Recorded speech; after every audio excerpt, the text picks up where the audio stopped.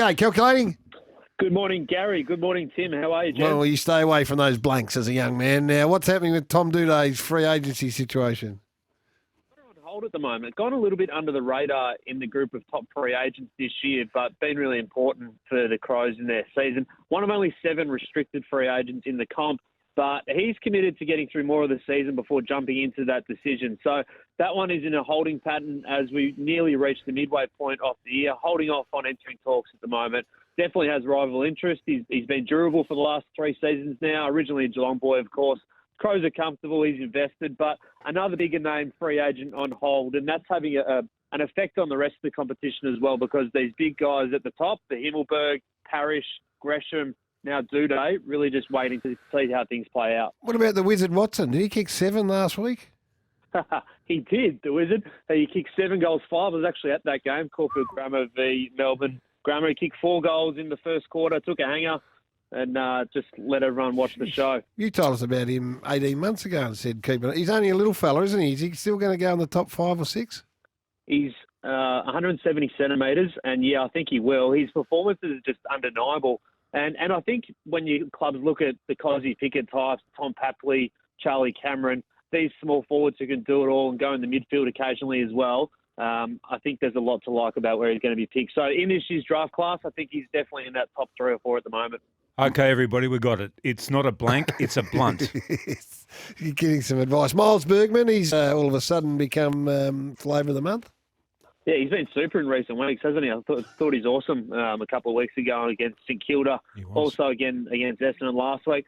Melbourne boy out of contract this season. He's 4th at Port Adelaide. Rival interest definitely growing in him. Few clubs are keeping track of him pretty tightly in Melbourne. Power, of course, desperate to keep him as well. He's not rushing into a call in his contract either. So 4th-year player, first-round pick back in 2019, which is a pretty good draft. I mean, you look at Cosy Pickett in that one as well. Luke Jackson, Will Day, Cody Waitman, Noah Anderson. There's a lot of good names, and he's becoming one of them. Hey, Rhys Stanley, very, very, very good the back end of last year. Keen to play on. What's his contract status at the moment? Yeah, out of contract him this year, but got his well-deserved premiership last year and keen to go on next year as well. A couple of other little contract ones as well from the team. So Malcolm Roses at the Suns, kicked 4 goals on the weekend, was exciting against the Demons. Michael Whiting reporting that he's got a 2-year offer in front of him and keen to stay. And Tyler Young at Richmond, a mature age recruit at 24, signed up only months ago, played less than 30 games of footy before round 1. He signed a 2-year deal as well at the Tigers, reporting by Josh Gabelich today. Do you want to drop the draft age to 17, calculating? What's going on? I want to ask you about this, guys. I want to put this one too. We wrote this on afl.com.au this week around why the AFL should open up a handful of spots in every draft for 17-year-olds who have completed Year 12 schooling. So they're not eligible if they're still in school or they're studying tertiary education. Leading agent Robbie D'Orazio, he said it, he supported it as well. With some caveats, players wouldn't be able to play AFL during their 18th year.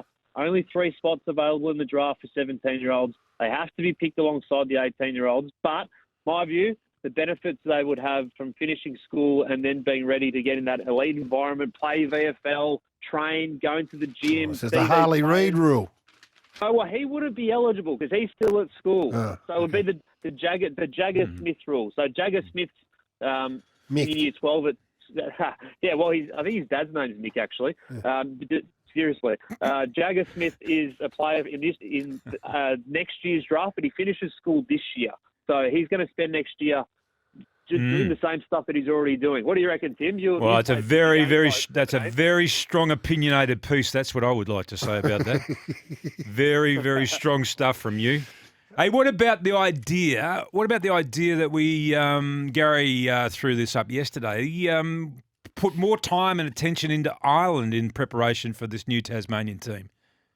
I like it. They're actually going back to Ireland this year. They're investing more in Ireland, so you're on the money on that one, Gaz. The AFL's the first time in 3 or 4 years going to bring out a stack more Irish players to the AFLW combines. I think there's about 30-odd or so AFL and AFLW Irish players on list totally.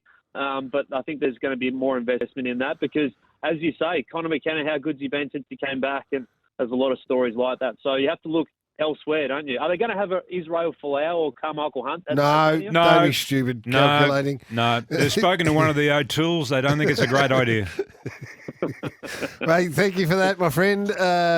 We can catch all your stuff, afl.com.au, Inside Trading. Go on, you, Cal. Hey, guys.